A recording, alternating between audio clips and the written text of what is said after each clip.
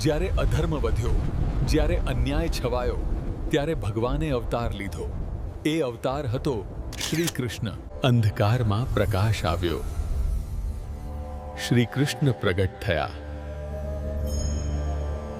કંસનો ભય સંપૂર્ણ મથુરામાં હતા.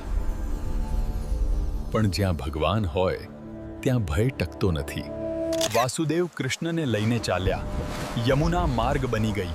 પ્રકૃતિ પણ નમન કરી ગઈ, કારણ કે ભગવાન પસાર થયા. ગોકુળમાં આનંદ છવાયો.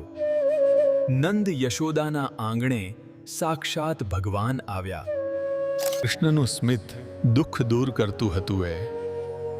એ સ્મિતમાં સંપૂર્ણ સૃષ્ટિ સમાઈ હતી. ભગવાન અવતરે છે શક્તિ બતાવવા નહીં, પરંતુ પ્રેમ શીખવવા.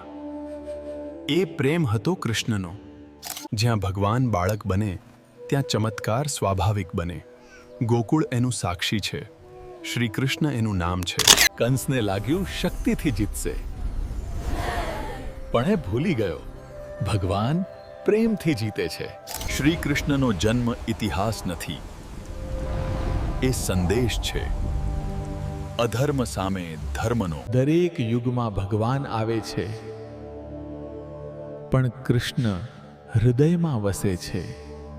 જ્યાં ભક્તિ હોય ત્યાં કૃષ્ણ રહે. ગોકુળ એનું ઉદાહરણ છે.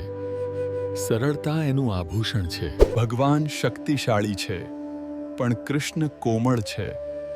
એની શક્તિ એના પ્રેમમાં છે. કૃષ્ણ બાળપણથી જ સંદેશ આપતા ગયા. જીવન ભાર નથી, ઉત્સવ છે. આવો હવે જોઈએ બાળ કૃષ્ણની લીલાઓ. જ્યાં ભગવાન રમે છે